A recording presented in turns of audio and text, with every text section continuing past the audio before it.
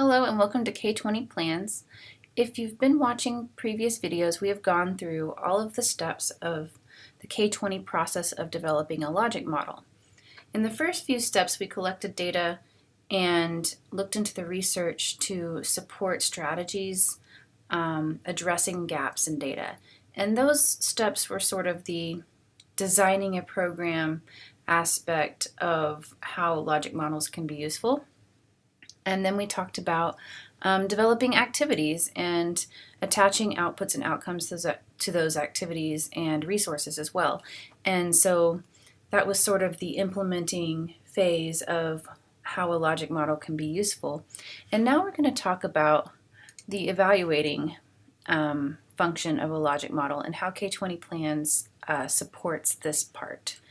If you look at your logic models page, you'll see all the logic models you have, and this is the one we've been working with. We're going to go to the data entry button, which will be available on any logic models that you are considered the owner of. If you go to output measurement, you'll see that all of the outputs you entered during your creation of your logic model are listed here. So for each one of these, you can attach actual numbers that you've collected. So we have here basically all the numbers that we wanted to use to measure if implementation of an activity was faithful, and then the numbers that we wanted to use to measure and evaluate how successful that activity was at achieving the goal we were looking for. So you'll see here that once you click on one of these, you get the option to put in a number. Let's say 15 students increased their scores. If you click baseline, then that's where you're putting in a starting number before you implement your program. And I don't think it's necessary here for this particular item. And I will say of the 35 students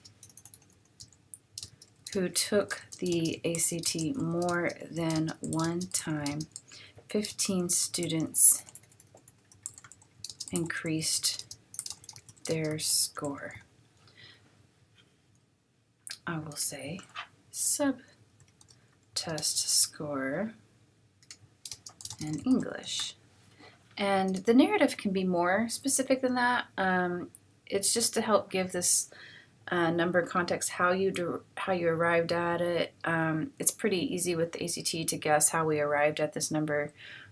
We collected actual ACT scores, but there may be other measures you've created where the method of collecting those numbers, being more specific about that might be important. And once you save that, you get your chart. And you can do this multiple times throughout the year to chart gradual progress towards your goal, or over the course of years, depending on the time frame of your logic model. And so I believe this counts as already saved, and then we could continue to enter numbers and save them as we go along and choose other outputs we want to measure. You also have a goal attainment form where it's a simple have you met your goal and have you not met your goal. And so at the point where you reach the time frame you set for reaching this goal, you want to get in here and say yes, we met it, or no, we didn't, and then explain how close you got and perhaps reasons or obstacles that you saw as potentially impacting your ability to meet that goal. And then you may also have some specific numbers to go with it. So let's say, no, we, subtest scores were increased by 1.5 points. And we may say that snow days prevented some students from taking the test a third time. And maybe you had noticed that you didn't meet your goal with the second time, and you had planned for that third time to get there, and obstacles got in the way. So at the baseline, we will say 0 or maybe 0.02 or something. I don't have the actual numbers, this is all hypothetical, and then here we would say the planned was 2 points and the observed was 1.5. And you may later on down the line find that you get closer. It may be a little past your deadline, or you have some act before the deadline when you didn't think you were going to meet it and you did, and you can add more data here if you need to. And then the other option you have for data entry is what's called a SWOT assessment. And this is for kind of doing a little evaluation of an individual activity. You may have one activity planned and you go do the SWOT and you realize it didn't quite get you where you hoped it would, and so you want to do that activity again, only better.